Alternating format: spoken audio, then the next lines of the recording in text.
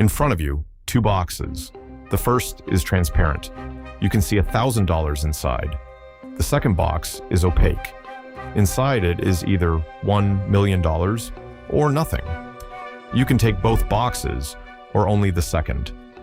The contents of the second box were decided yesterday by an almost omniscient predictor. If it predicted you would take only the second box, it put the million in. If it predicted you would take both, the second box is empty. The predictor has never been wrong. Logic says, take both boxes. The million is already there or it isn't. And either way, there's a free 1,000 on top. Statistics says take only the second, because everyone who took only the second walked away with the million. Both arguments are airtight. Decision theory has been split for more than 50 years.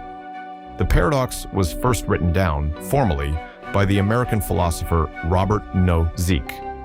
He published it in 1969 in a book honoring his former teacher, Carl Hempel. Nozick credited the puzzle to a physicist, William Newcomb, at the Lawrence Livermore Laboratory. Newcomb had devised it informally in 1960 and never published a word about it. The physicist and the philosopher between them gave philosophy its most divisive thought experiment. The rules are simple. Rule 1, two boxes. Box A is transparent. You can see that it contains exactly $1,000. Rule 2, box B is opaque. Its contents were fixed before you arrived, either $1 million or nothing. Rule 3, a predictor of near-perfect accuracy, 99% or better, predicted your choice in advance. If it predicted take only B, the million is inside. If it predicted take both, B is empty. Rule 4, you can take only box B or both boxes. You cannot take only box A. 3 tiles on the table, 1 decision on you. Watch what happens. Argument 1, take both boxes. The dominance argument. The contents of box B were fixed yesterday. Whatever the predictor put in is already there. Nothing you do in the next 30 seconds changes it. So ask. In the world where B contains the million, what's better? Taking both, you get 1 million plus 1,000. And in the world where B is empty, taking both, you get 1,000 versus 0. In every possible world, taking both yields $1,000 more. Taking both is strictly better in every possible state of the world. This is the definition of a dominant strategy. A rational agent takes both. Argument 2, take only box B, the expected utility argument. The predictor is 99% accurate. So if you one box, there's a 99% chance B already contains the million. Expected value, $990,000.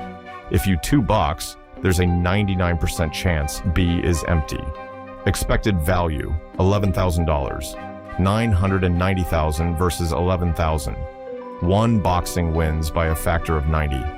A rational agent, 1 boxes. Both arguments are correct. Both rest on principles every rational agent uses every day. They disagree. So, what broke? The answer isn't in the math. The math is fine. What broke is the assumption, which for 300 years of decision theory seemed too obvious to write down, that these two principles always agree. Normally, when your choice cannot affect the state of the world, dominance and expected utility coincide. You decide what to have for lunch. The world doesn't care. Both principles give the same answer. Newcomb's setup breaks that symmetry on purpose. The state of the world, the contents of box B, was produced by a prediction of your choice. You do not cause the contents, but your choice is strongly correlated with the contents. And now the two principles diverge. Dominance looks only at what your choice causes. Expected utility looks at what your choice is evidence about. Philosophers made this explicit in the 1970s. They named 2 formal schools: causal decision theory, act on what your choice causes; evidential decision theory, act on what your choice is evidence for. On Newcomb, causal decision theory says two box. Evidential decision theory says one box. Neither school has been able to prove the other wrong. The paradox doesn't have a hidden answer waiting to be discovered. It has two hidden answers from two different definitions of what rational choice means. Here's the observation Nozick made in 1969 in the same paper that introduced the problem. To almost everyone, it is perfectly clear and obvious what should be done. Except almost everyone splits into two halves, and each half cannot comprehend how the other can be so clearly wrong. In 2020, the PhilPapers survey asked 931 professional philosophers this question. 39% said, take both. 31% said, take only one. About 30% were undecided or rejected the question. Among decision theory specialists specifically, the people who have spent their careers on exactly this question, the split widens. 61% two box, 26% one box. The Princeton philosopher David Lewis spent decades defending two boxing. When critics pointed out that one boxers walked away with $1 million while two boxers walked away with 1,000, Lewis replied, roughly, that riches are reserved for the irrational. From the other camp, one boxers have a shorter reply. If you're so rational, why are you poor? The debate has not been won. Not in half a century of papers, conferences, special journal issues, or undergraduate courses. It is the cleanest known example of rational disagreement between equally rational agents. The deeper question Newcomb raises isn't about the boxes. It is about what the predictor has to be to achieve 99% accuracy. The simplest way a predictor can anticipate a deliberating agent's decision is by modeling the agent, running a simulation. Now ask, when you are standing in front of the two boxes deliberating, how do you know you are the real agent and not the simulation? From the inside, you cannot tell. Whatever you decide, the simulation will have decided the same thing because it is running the same decision procedure you are. Under this reading, your choice and the predictor's prediction are two outputs of the same computation. They are logically entangled. And now one boxing is no longer irrational. It is coordination with yourself across instantiations. This is the intuition behind a newer school of decision theory called functional decision theory, developed for AI agents that reason about predictions of themselves.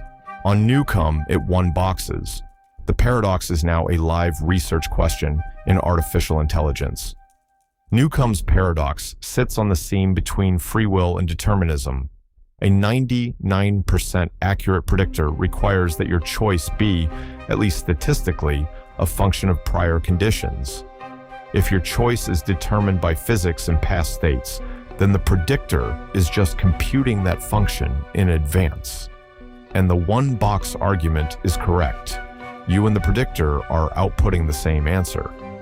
If your choice is genuinely undetermined, if there is some irreducible fact of the matter about what you will choose, separate from any prior cause, then the predictor cannot reliably predict. And the dominance argument is correct.